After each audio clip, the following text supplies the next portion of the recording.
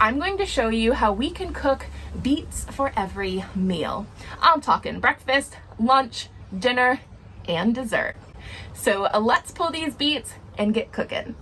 I have grown a lot of beets this winter, beets of all sizes, like these nice big ones I have just pulled, but we also have some smaller ones. I am cutting the tops off them right now, and the tops are edible. However, I'm going to use them in my garden beds. So I've just spread them on the soil, and we're going to rustle them all in, and the worms will come through and start to eat those, and they will put nutrients back in for my spring and summer garden. Now for our first recipe, we are talking breakfast. And for today's breakfast, we are going to have some pink beet pancakes. Everyone loves pancakes for breakfast, so why not make them a little bit more nutritious by adding some beets in? The first thing I'm going to do is add in my rolled oats, salt, and baking powder into our blender and get it so it comes into a fine mix. All of my oats didn't fit into the blender at the same time, so I just did 3 cups with my salt and baking powder first, transferred that to a bowl, and then did my second round of 3 cups. The recipe does call for a high-speed blender. I obviously don't have one, but it did still work. Now we are just going to get all of the rest of our ingredients and blend those up. I have about 11.5 or 12 ounces of cooked and peeled beets. I'll put those in. Then we're cracking 6 eggs.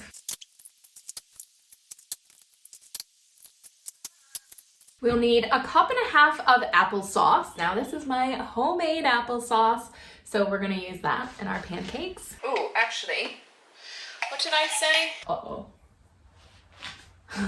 Okay, so actually, this calls for 1 cup of unsweetened applesauce.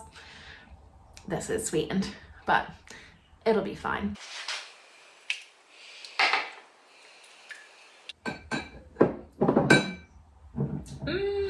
I love applesauce. Yum. But we do have some left, so I will be able to have this for lunch tomorrow. Then we need to add some maple syrup. The recipe calls for 3 tablespoons. We are tripling this recipe, so I'm going to put 9 tablespoons of maple syrup in.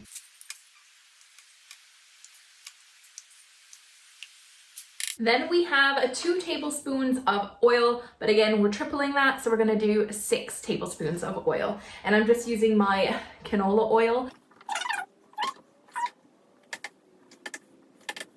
Then the recipe calls for 2 teaspoons of vanilla extract. I have my homemade vanilla extract as well.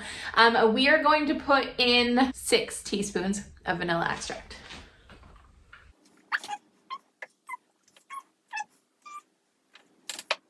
Then lastly, we need to add in 1 cup of plain yogurt.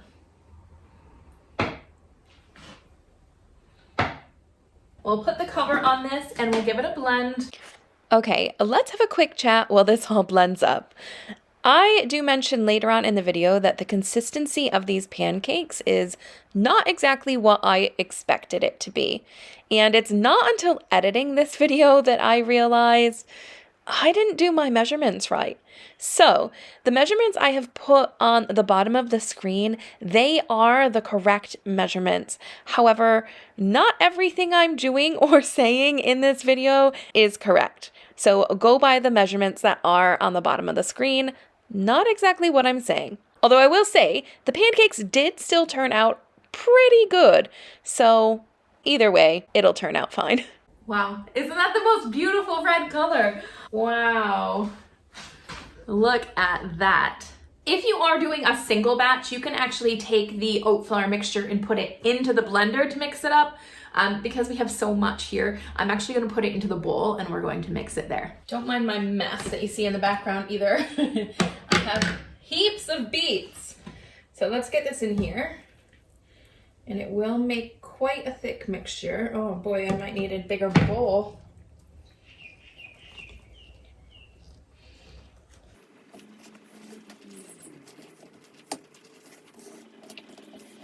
still can't get over how dark pink this mixture is.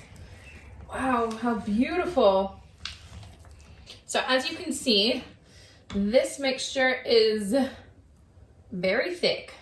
Because I've tripled the recipe, we're just making heaps of smaller pancakes that I can just freeze. Then we can pull them out for breakfast as we need them and just heat them up in either the oven or the toaster oven and have a nice little like homemade breakfast with minimal effort. All right, so we've got 6 pancakes on here and we're just waiting for the bubbles to start to pop through. Once the bubbles are coming through, that tells us that we need to flip those over. But it looks like we might have some time because they're very, very thick. So mine are not bubbling like the recipe says, but they are cooking. They're quite thick. See, I'm just kind of smushing them down when I flip them to make sure it cooks all the way through. Now, I'm gonna be honest. 1, I am not the best pancake cook. 2, these pancakes don't look as pretty as they did in the recipe that I looked at. And also, once they're cooked, they actually do have a taste of beet. So if you don't really like that earthy beet taste, you should probably put less beets than what the recipe calls for. But I haven't tasted them yet with like maple syrup or yogurt or anything like that. So I'm sure that will take away the beet taste a bit and just make them more like pancakes. Once I get this batch done, I will try some with you guys and we'll see what they taste like with maple syrup and yogurt. All right, so our pancakes are all done. Let's try these out. I put a little bit of yogurt there, some of our maple syrup. So I'm gonna grab a bite that has a bit of the maple syrup and the yogurt, and we're gonna try it.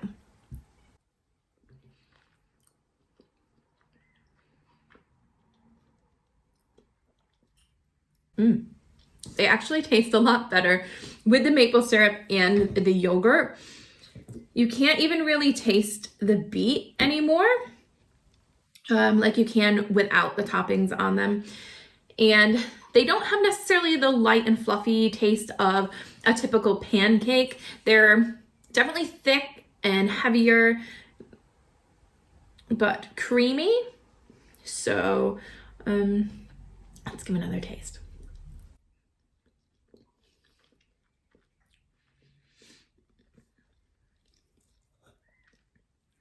Yeah, I quite like them actually. So I could definitely eat a breakfast of this. It's a bit of a weird, it's definitely an acquired taste. It's not if you're expecting pancakes, that's not really what you're going to get, but it tastes nice. So let's see if I can now get the kids to eat these and hope that they're not too freaked out by the fact that they're hot pink. All right, it's time for lunch. And for lunch, we are going to have either a salad or a wrap. And when we have those things, we always want to have some fresh hummus. So today we are doing a beetroot hummus. And we're gonna start by just putting a few small beets into our food processor. I'm going to put in, maybe we'll just stick with 4 for the start. So I just have 1 can of chickpeas. I have drained them and rinsed them off, and we're just gonna put those in there. Then we need our garlic. So I have 2 cloves of garlic that I've cut up, and also the zest of 1 lemon. I'm gonna pop in some salt, a 1/4 cup of tahini,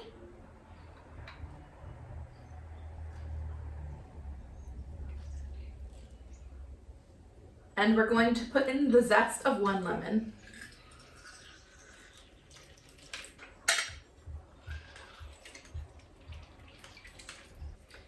And we're gonna put our top back on, and we're gonna mix this up. Once we have that fully blended up, now it's time to incorporate our olive oil. So we're gonna add in a 1/4 cup of olive oil. it's looking good. It's looking good. Let's give this a little bit of a taste.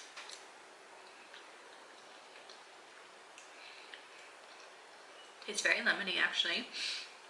I think I'm going to add in a little bit of salt.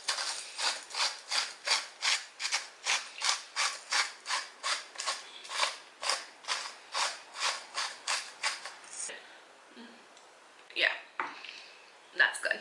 And that's it. That's all you have to do to make your hummus. It's completely done. We're just gonna put it into a container and it will be ready for when we need to use it for our wraps or our salad or anything of your choosing for our lunch. It's time for our beets for dinner recipe. Tonight I've decided to do some golden beets in orange sauce. Now for starters, I have just had my beets in the saucepan here boiling for about 25 to 30 minutes. I'm just waiting until they're nice and tender and pierce easily with a fork. Once they're at that tender stage, then we're just going to peel them.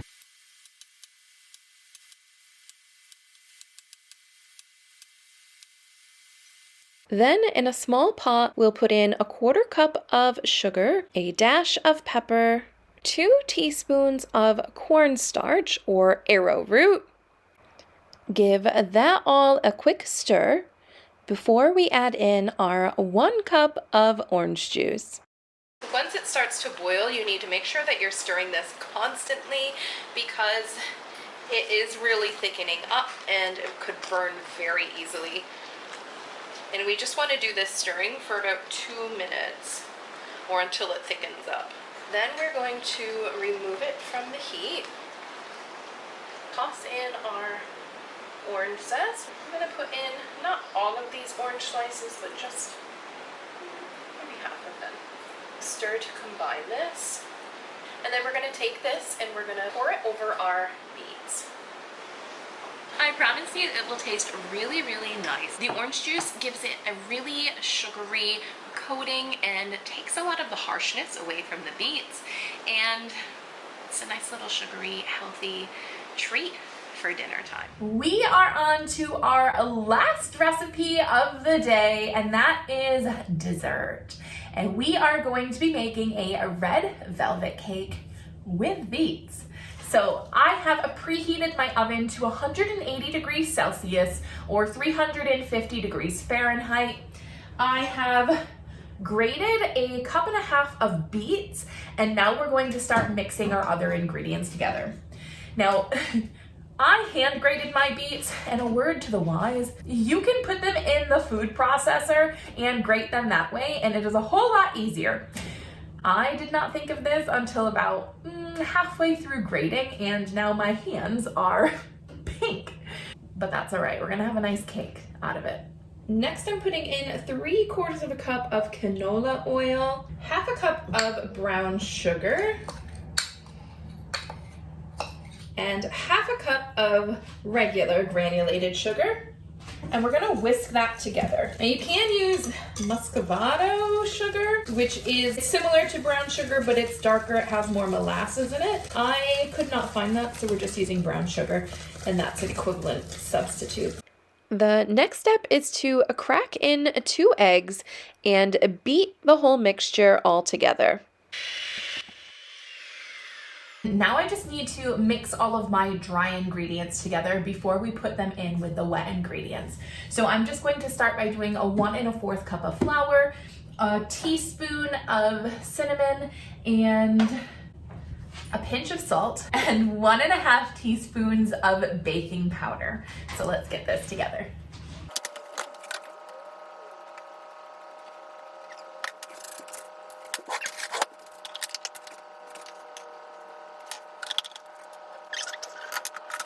Stir your dry ingredients together.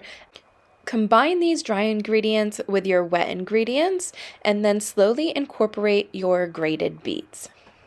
The beets are what's going to turn everything red, obviously, so we don't have to use any food coloring. The beets are raw. I don't think I mentioned that earlier, but we did put raw beets in here, and they will cook as the cake cooks. I'm just going to pour it into my cake pan. The recipe does call for a 9x9 cake pan, but we're limited in the amount of things we have here. So I'm just using my round pan, and we're just gonna see how it goes. Let's get this into the pan and get it into the oven for 25 to 30 minutes until the knife comes out clean, and then we'll know that they're all ready. I've just taken the cake out of the oven. It did take my cake a little bit longer, but it is time to make the frosting for our cake. So the first thing we need to do is get our package of cream cheese, and it should be at room temperature. Same thing with your butter. We want that to be at room temperature, and we're gonna flop them into our bowl, and we have to beat that for about 3 minutes or so until it's nice and creamy and mixed well together. Next, we're going to put in 1 cup of icing sugar or confectionery sugar. Put in a pinch of salt, a little bit of vanilla,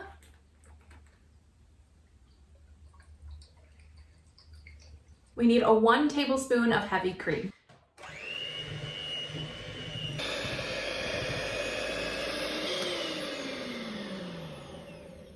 Now it's time to frost this cake. Yum. I can't wait till it's all frosted and we get to try it. Unfortunately, we have to frost it and then refrigerate it for like 3 hours. But I guess that means it will be about dinner time or dessert time when it's ready. Right, you don't like it? Is it blueberry? Yeah. Try it. Bite frosting. What, you don't like blueberries? I do. Actually, no, I don't like it. It's beetroot. Yeah, it is. Let's cut into this bad boy and see what it tastes like.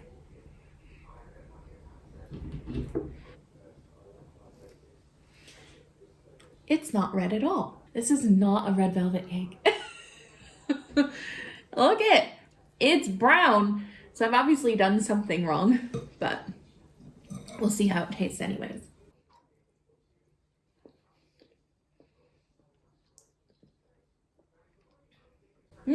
This actually reminds me a bit of carrot cake.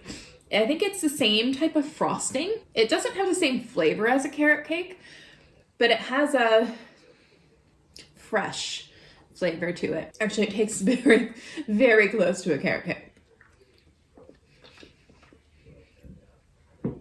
And I am a huge fan of carrot cake. You can't taste the beet at all, like at all.